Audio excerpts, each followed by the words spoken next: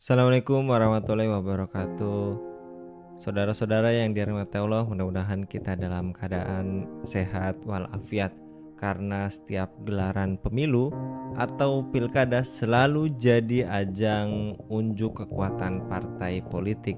Parpol lama maupun baru tentu saja bukan hanya sekedar memeriahkan gambar di kertas suara, tetapi ingin menengguk suara besar supaya bisa mendudukkan para kader di kursi parlemen.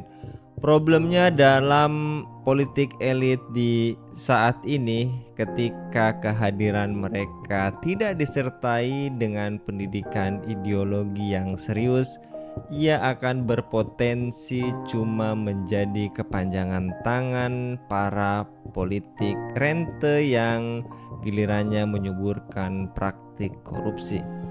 Tetapi liberalisme politik ini tentu menggambarkan Indonesia sebagai negara kapitalis yang dinilai suara kritis semakin dibungkam dan suara publik berpotensi diatur sebagai massa mengambang. Betapapun ia belum diimbangi dengan kualitas politik yang baik, maka politik uang, patronase, dan naiknya pengusaha sebagai politikus serta partai politik diperlakukan sebagai warisan dinasti membuat partisipasi warga melemah dalam proses politik 5 tahunan. Kebanyakan parpol transaksional tak sanggup terjun di medan pemilu, mati sebelum berlayar karena basis konstituennya lemah. Menurutnya banyak corak partai di sini terkonsentrasi pada figur pendiri parpol sekaligus pemiliknya akan punya legitimasi sebagai pemilik turunan. Kemunculan parpol Islam mesti berani pula menentang arus politik selama ini dengan mendemokrasikan para kadernya punya hak dan pencalonan yang sama di pemilu berdasarkan kapasitas serta kualitas. Padahal seharusnya penguatan ideologi partai mengharuskan penguatan basis pemikiran serta jaringan pengurus sampai ke daerah. Ini penting untuk membangun infrastruktur partai politik. Parahnya lagi, banyak parpol peserta pemilu saat ini dinilai tidak transparan dalam melaporkan arus kas pendanaan ke publik. Jadi muncul kesan partai itu bukan milik publik tapi milik investor seperti perusahaan.